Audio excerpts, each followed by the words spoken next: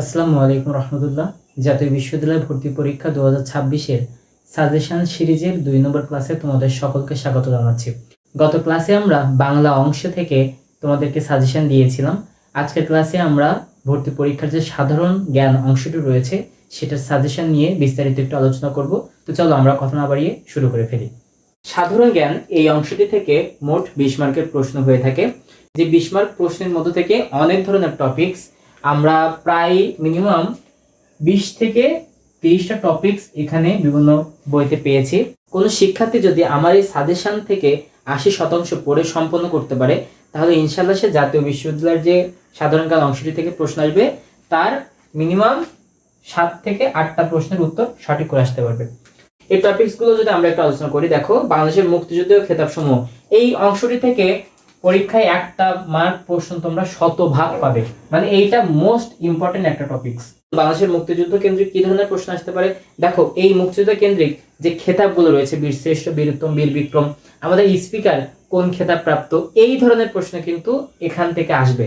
Maximum দেখা যায় যে এই মুক্তিযুদ্ধ রিলেটেড যে সেক্টরগুলো রয়েছে, সেক্টর কমান্ডার কারা ছিলেন বা এখানের যে মুক্তিযোদ্ধা ছিলেন 7 জন বীর শ্রেষ্ঠ রয়েছেন, এই খেতাবগুলোই কিন্তু এখান থেকে প্রশ্ন আসে। সো তোমরা এই টপিকসটা কখনোই স্কিপ করার চেষ্টা করবে না, কারণ এখান থেকে কিন্তু প্রশ্ন 100% আসবে। এবার আসি বাংলাদেশের সরকার ব্যবস্থা, এই অংশটিও কিন্তু খুবই ইম্পর্টেন্ট এবছর, যেখান থেকে 1 থেকে 2টা প্রশ্ন তোমরা পেতে পারো পরীক্ষায়। মিনিমাম একটা প্রশ্ন তো পাবেই।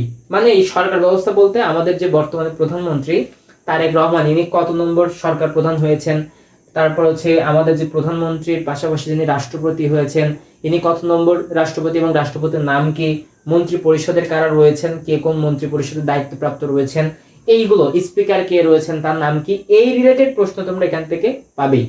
সুতরাং এই টপিকসটা তোমরা কখনোই স্কিপ করবে না।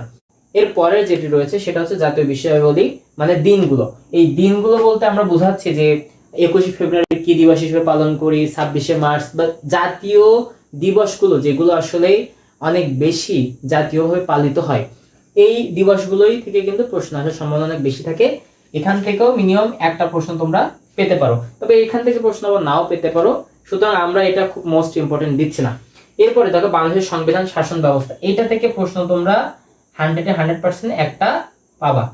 এই অংশটি রয়েছে, দেখো বাংলাদেশের সংবিধান রিলেটেড, শাসন ব্যবস্থা রিলেটেড কি কি রয়েছে, যেমন আমাদের সুপ্রিম কোর্ট, ঠিক আছে, তারপরে জজ কোর্ট, এই ধরনের বিষয়গুলি রয়েছে, আইন মন্ত্রণালয়ের যে ব্যাপারগুলো রয়েছে, এইগুলো থেকে তোমরা কিন্তু যে একটা প্রশ্ন ইনশাল্লাহ এখান থেকে পাবে। এবার আসি ঐতিহাসিক স্থাপনা, খেলাধুলা, চলচ্চিত্র বই। ঐতিহাসিক স্থাপনাগুলোর মধ্যে বাংলাদেশের যে ওয়ার্ল্ড হেরিটেজ অধিভুক্ত যে রয়েছে সেই ঐতিহাসিক স্থাপনাগুলো তোমরা একটু দেখবে। খেলাধুলা রয়েছে বাংলাদেশের যে ক্রিকেট, ফুটবল, ঠিক আছে, এইগুলো দেখবে যে বর্তমানে ফুটবলের বা বাফুফের প্রেসিডেন্ট কে, বিসিবির প্রেসিডেন্ট কে হয়েছেন। চলচ্চিত্র রয়েছে, যেমন মুক্তিযুদ্ধ কেন্দ্রের চলচ্চিত্র রয়েছে। তারপর বই কোনগুলো রয়েছে, আমরা আশা রাখি এখান থেকে একটা প্রশ্ন ইনশাল্লাহ এবছরও থাকবে। এবার আসি আমাদের যে আন্তর্জাতিক যে যুদ্ধের যে ব্যাপারগুলো রয়েছে, হরমুজ প্রণালী যেটা রয়েছে, তারপর সংস্কৃতি রয়েছে, যেমন গারো, সাঁওতাল, মাতৃপ্রধান যে জাতি গোষ্ঠীগুলো রয়েছে সেগুলো। এই হরমুজ প্রণালী এই অংশটি থেকে এবছর প্রশ্ন হয়তো দিতেও পারে, যার কারণে বাংলাদেশে বিভিন্ন সংকট দেখা যাচ্ছে, তেলের সংকট থেকে শুরু করে অনেক কিছু, এটা দেওয়ার সম্ভাবনা একটু বেশি, নাও দিতে পারে, তবে আমি মনে করি এবছর আসতে পারে। এবার আসি অন্তর্বর্তী সরকার, এখান থেকে প্রশ্ন তোমরা 100% একটা পাবেই, ঠিক আছে।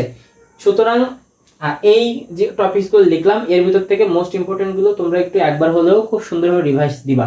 সব থেকে বহুল প্রত্যাশিত যে অংশগুলো রয়েছে অর্থাৎ জাতীয় বিশ্ববিদ্যালয় সম্পর্কিত, এখান থেকে 100% একটি থেকে 2টি প্রশ্ন তোমরা পাবেই। এখন জাতীয় বিশ্ববিদ্যালয় সম্পর্কিত প্রশ্ন কি কি থাকতে পারে, বর্তমানে অনেকেই জানো যে ফার্স্ট ইয়ার সেকেন্ড ইয়ারে বিভিন্ন কোর্স চালু হয়েছে, এই কোর্সগুলো সম্পর্কে তোমাদের একটু ধারণা রাখতে হবে। তারপরে বর্তমানে যিনি ভিসি রয়েছেন তিনি কততম ভিসি হিসেবে দায়িত্ব পালন করছেন, জাতীয় বিশ্ববিদ্যালয়ের প্রতিষ্ঠাতা কে, যেমন বেগম খালেদা জিয়া কিন্তু জাতীয় বিশ্ববিদ্যালয়ের প্রতিষ্ঠাতা। এই ধরনের প্রশ্নগুলো জাতীয় বিশ্ববিদ্যালয় সম্পর্কিত আসে, কত সালে প্রতিষ্ঠিত হয়েছিল জাতীয় বিশ্ববিদ্যালয়, এটা কিন্তু গত বছর অ্যাডমিশন টেস্টে চলে এসেছে। সুতরাং ওইটা না আসলেও এই রিলেটেড জাতীয় বিশ্ববিদ্যালয় কেন্দ্রিক সিলেবাস পরিমার্জিত বা জাতীয় বিশ্ববিদ্যালয় ভর্তি পরীক্ষা কত সালে শুরু হচ্ছে, এই ধরনের প্রশ্ন এখান থেকে আসবে এবং 100% এটা আসবে, তোমরা নিশ্চিত থাকতে পারো। এরপর আসি জুলাই গণঅভ্যুত্থান, এখান থেকে একটা প্রশ্ন তোমরা 100% পাবে, বিশেষ করে যারা জুলাই যোদ্ধা যারা মারা গিয়েছে বিভিন্ন অভ্যুত্থান কেন্দ্র করে, তাদের কিন্তু এখান থেকে প্রশ্ন আসবে। আমি আশা রাখি এবছর 7 থেকে 8টি প্রশ্ন আমি যে টপিকসগুলো থেকে তোমাদেরকে দাগিয়ে দিয়েছি বা খুব স্টার মার্ক দিয়েছি, এখান থেকেই তোমরা পেয়ে যাবে। 10 মার্ক আমি কোনো টপিক সিলেক্ট করে দেইনি, কারণ কোনো শিক্ষার্থী যদি এই 10 মার্কগুলো পড়ে থাকে আর বাদ বাকি 10 মার্ক সে এমনি থেকেও এই রিলেট করে উত্তর দিতে পারবে। কারণ এই রিলেট করে উত্তর দিতে পারবে বলতে আমি বোঝাচ্ছি, তোমরা যে বিগত সালের প্রশ্ন রয়েছে, এই বিগত সালের প্রশ্নগুলো যদি কোনো শিক্ষার্থী ভালো করে পড়ে থাকে বা পড়ে, সেখান থেকে দেখবা যে 5 থেকে 6টি প্রশ্ন তোমরা রিপিটেড পাবে। এই রিপিটেড প্রশ্ন যদি তোমাদের থাকে তাহলে দেখো এখান থেকে 7 8টা, আর এখান থেকে যদি ধরো আমরা 6টি ধরলাম, তাহলে আমাদের কয়টা আসে দেখো, এখান থেকে মিনিমাম 8টি আর 6টি, তোমরা মিনিমাম 14টি প্রশ্নের উত্তর কিন্তু সঠিক করতে পারবে। এই 14টি প্রশ্নের উত্তর যদি কোনো শিক্ষার্থী এই 20 মার্কের ভিতর থেকে করতে পারে, তার আর কি কিছু লাগে চান্স পেতে। যেখানে 35 মার্ক হচ্ছে আমাদের পাস মার্ক। তোমাদেরকে আমি এতটুকু অ্যাসিওর করতে চাই যে তোমরা কিন্তু শুধুমাত্র আমার এই সাজেশনটুকু পড়েই সীমাবদ্ধ থাকবে না, তোমরা বিগত সালে যে প্রশ্নগুলো রয়েছে অর্থাৎ 2010 থেকে বা 13 থেকে, সেই প্রশ্নগুলো কিন্তু খুবই সুন্দরভাবেই তোমরা একটু পড়ার চেষ্টা করবে। সো আজকের ক্লাসটা আমরা এখানেই শেষ করছি, দেখা হবে পরবর্তী কোনো ক্লাসে। আসসালামু আলাইকুম।